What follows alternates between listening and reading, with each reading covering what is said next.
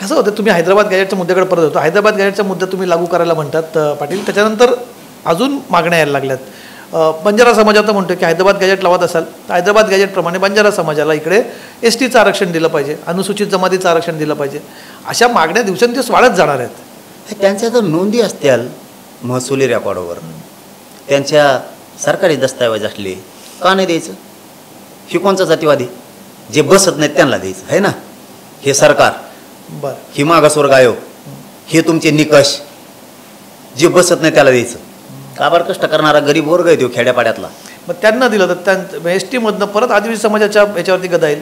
त्यांचं जे आरक्षण आहे, जे घटनात्मक आरक्षण आहे STचं, घटनात्मक आरक्षणाचा परत टक्केवारीमध्ये फरक पडेल. असं हा एक चेन सुरू होईल. अशी एक आपण काय बोललो की त्यांच्या जर नोंदी आहेत त्यानुसार सरकारी दस्तऐवज, मग याच्यापेक्षा काय पाहिजे? शेवटी संविधान दस्तऐवजालाच मानतं सरकारी, प्रशासकीय बाबीला मानतं, शासकीय बाबीला नाही मानत संविधान. तर त्यांच्याकडे जर रेकॉर्ड आहे प्रशासनाचा, काय हरकत आहे? सगळी सिस्टम हलेल. तुम्हाला असं वाटतं नाही सामाजिक समतोल बिघडून जाईल सगळ्या गोष्टी, असं तुम्हाला वाटतं? कोण बिघडित आहे या सगळ्या गोष्टींमुळे? तर प्रत्येक समाज, आज तुम्ही म्हणाल बघा, याच्यावरनं तुम्ही आरक्षण मागितलं, तुमच्या आरक्षणाची मागणी मान्य होती, त्याला OBC विरोध करतो, OBC विरोध केला, त्या गॅझेटेरमधनं त्या गॅझेटचा दाखला दिला, त्या गॅझेटमधनं बंजारा समाज STचं आरक्षण मागतो, त्या ST आरक्षणाविरुद्ध आदिवासी मोर्चा काढतात, आमच्या आरक्षणाला गदा लागतात. हा सगळा ही जी एक चेन रिॲक्शन सुरू झाली ना पाटील, ह्याच्याने समतोल बिघडत असं तुम्हाला वाटत नाही? सरकार काम करतं तसं. हे आतून हे लई चाभरे आहेत, विरोधी पण आणि सत्ताधारी पण. हे चाभरे कोणालाच काही कळून देत नाही. हे नुसते दाटून विरोधक दाखवतात आणि रातची पोहे खाते एकामेकात बसून, पांढरे ते गुलाबजामू खाते रातची तिथं बसून, आणि हळूच काढी लावून देतात. बोल बोल बोल, तुला काय करायचं, बोल बोल, आम्ही आहेत. आणि दोघं संगत म्हणतात, विरोधक बी आणि सत्ताधारी बोल बोल, हे लावून देतात. अहो, जर सरकारी दस्तऐवजे प्रशासनाला मान्य, राज्य मागासवर्ग केंद्र मागासवर्गाला ते निकष मान्य, तुम्ही का घेत नाहीत लोकांना? तुम्ही चट्ट्यासारखं राजची जाती आता आत घालता, त्यामुळे लोकांत चीड निर्माण होती. आता 16-17 जाती आरक्षणात घातल्या हे 15 दिवसात. त्याच्या अगोदर बी 9-10 घातल्या होत्या. तुम्ही असे चट्ट्यासारखे कामं करणार? तुम्ही जग जाहीर करा ना, मराठ्यांच्या नोंदी येत आरक्षणात घ्यावाचा लागणार, बंजारा समाजात नोंदी येत त्यांना घ्यावाचा लागणार. तुम्ही ज्यांचं काहीच नाही त्यांना देता, जे निकषातच बसत नाहीत त्यांना देता. चिडणे निर्माण होणार तर काय होणार? मी या सामाजिक समतोलाची गोष्ट बोलताना आणखी एक महाराष्ट्रातले मोठे शरद पवार म्हणतात की इतकं बिघडलं आहे ना वातावरण की आता OBC आणि मराठा एक म्हणजे दुकानावर जात नाहीत इथपर्यंत परिस्थिती आलेली आहे. लहान लहान मुलांपर्यंत ही गोष्ट पोचायला लागली. शाळेतले मुलं एकमेकांना जातीवरून चिडवायला लागलेत. पाटील नाही नाही, आम्हाला नाही दिसलं. आणखी आहेत, मागे एक व्हिडिओ आला होता, आम्ही व्हिडिओ तयार करतेत.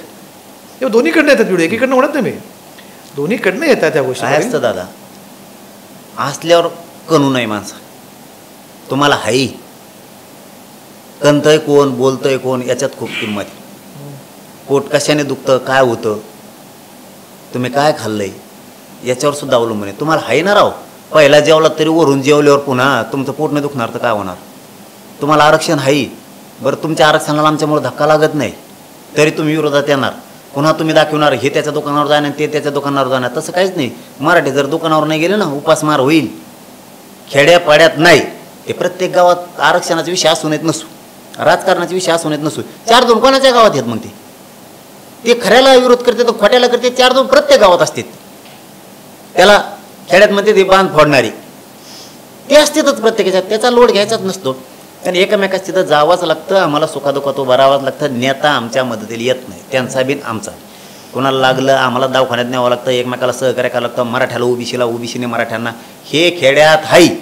यांना फक्त काहीतरी निवडणूक आल्या ना, हे काहीतरी वाजवून देतात आणि मग त्याचा गैरफायदा उचलायचा, एवढंच काम करतात. OBC मराठ्यात वाद होणार नाहीत.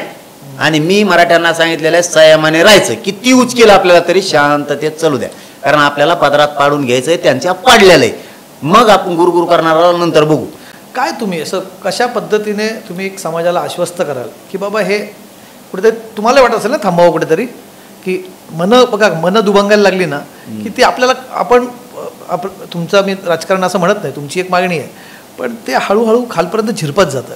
कशा प्रकारे तुम्ही दोन्ही समाजांना, OBC समाज असेल आणि मराठा समाज असेल, त्यांना कशा प्रकारे आश्वस्त कराल की बाबांनो हे तुमच्या आतपर्यंत पोचू नका देऊ, लेकरा बाळांपर्यंत नका पोचू देऊ, हा राग द्वेष जे काय असेल ते? मराठ्यांना पण सांगतो आणि विशेष करून OBCंना पण सांगतो, तुम्हाला आरक्षण दिलं आम्ही कधीच नाही विरोध केला. आमचं हक्काचं आरक्षण, आमच्या नोंदी आम्ही मागतो. तुमच्या वावराच्या शेजारी आमचं पण 3 एकर आहे, ते मागतोय आम्ही. तुम्ही ते पडक पाडलंय, तुमचे त्याचे जनावरं चरतात, पण आमचे लेकरं उपाशी मारायला लागले. तुमचा 3 एकरचा सातबारा तुमच्या नावावर आहे, 3 एकरचा आमच्या आहे, आमची जमीन आम्हाला द्यावा. या भूमिकेत गोरगरीब ओबीसीनं येणं गरजेचं आहे. मराठ्यांच्या जर नोंदी आहेत तर आपण मराठ्याला विरोध करायचा नाही.